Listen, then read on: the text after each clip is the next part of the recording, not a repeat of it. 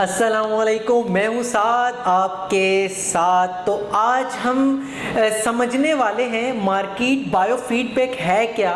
ये बहुत ज़्यादा ज़रूरी है बिगिनर्स के लिए भी या जो इवन ट्रेडर्स हैं उनके लिए भी, क्योंकि इसके बिना मुझे नहीं लगता कि आप लॉन्ग टर्म पे टिक पाएंगे।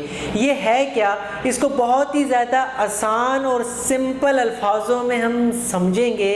मार्केट बायोफीडबैक, इसमें हमारी साइकोलॉजी, ट्रेडिंग रिस्पॉन्स या हमारे जो बिहेवियरल चेंजेस हैं ट्रेडिंग से रिलेटेड, वो चीज़ है। तो इसके अंदर दो चीज़ें हैं, दो स्टेजेस हैं, तो उसको हम समझते हैं। पहला ये है कि if I enter my trade, ठीक है, उसके बाद मार्केट का क्या रिस्पॉन्स रहा या मार्केट ने क्या प्राइस एक्शन दिया, मार्केट की क्या मूवमेंट थी। समझे इस बात को कि मैंने अपनी ट्रेड ओपन की एक प्राइस के ऊपर, उसके बाद मार्केट का प्राइस एक्शन क्या रहा, प्राइस मूवमेंट क्या रही।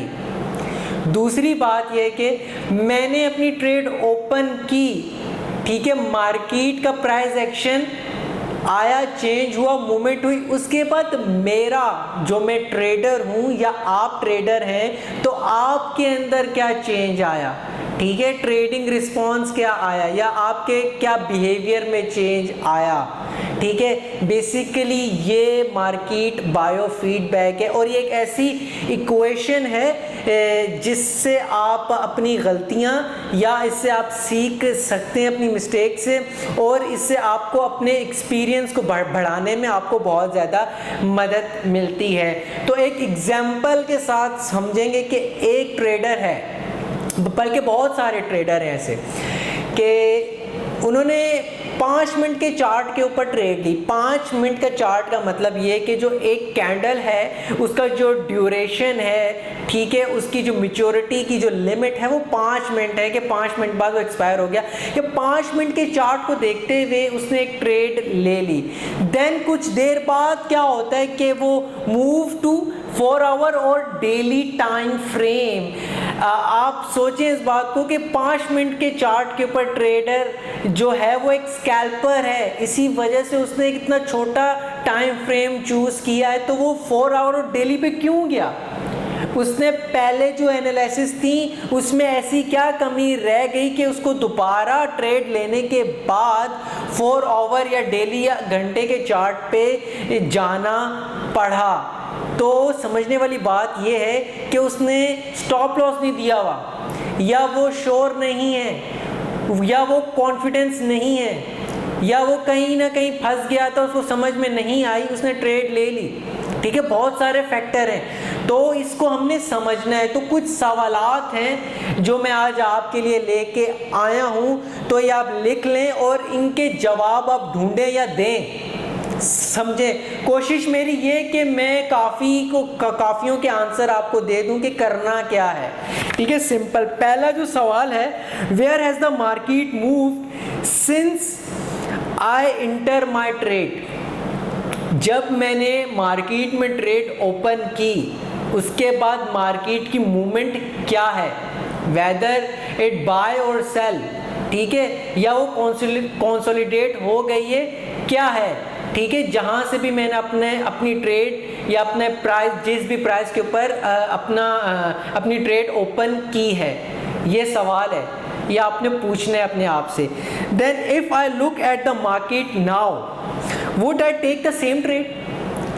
कुछ टाइम बाद मैं दोबारा मार्केट को देखता हूं, क्या उसको देखने के बाद मैं ये सोच सकता हूं कि मैं इसी डायरेक्शन में सेम एक और ट्रेड ले सकता हूं। फॉर एग्जांपल मैंने बाय लिया, ठीक है, उसके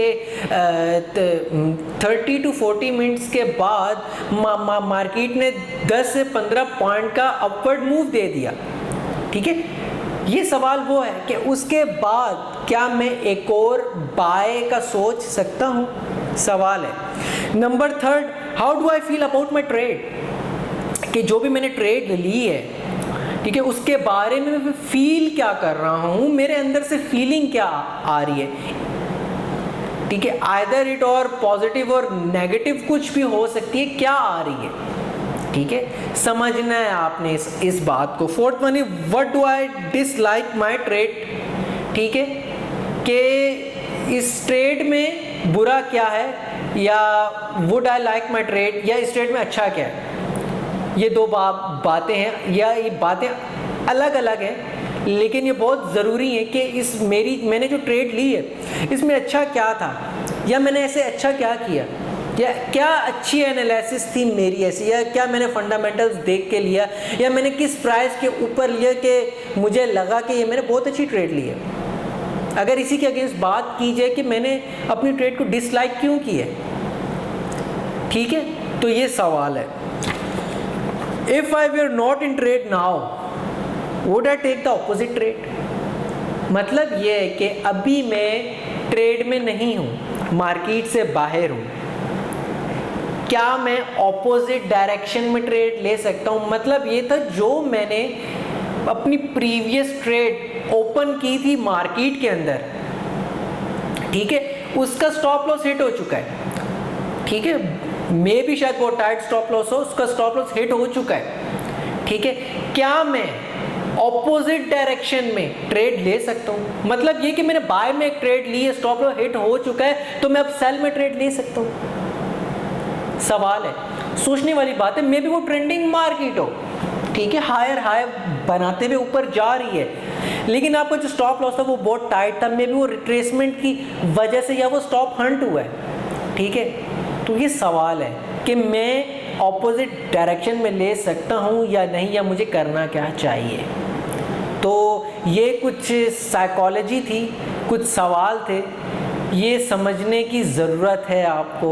और उम्मीद है कि अगर आपने ये वीडियो पूरी देखी है तो आपको काफ़ी चीज़ें या काफ़ी बातें, या आपकी जो ट्रेडिंग जर्नी है वो आपकी आंखों के सामने आ गई होगी कि मेरे से गलतियाँ क्या हो रही हैं। सिर्फ स्ट्रैटेजी सेटअप या हाई फाई सिस्टम्स लेने से या ट्रेडिंग सेटअप बनाने से आप एक अच्छे ट्रेडर नहीं बन सकते। उसके लिए ट्रेडिंग साइकोलॉजी का होना और उसको अच्छे से इस्तेमाल में लेके आना बहुत ज़रूरी है लॉन्ग टर्म के लिए, अदरवाइज़ आप कामयाब नहीं हो सकते, बहुत मुश्किल बात है। तो आज के लिए इतना ही, बहुत शुक्रिया। इंशाल्लाह नेक्स्ट वीडियो में बहुत जल्द मिलते हैं। मैं हूँ साथ आपके साथ।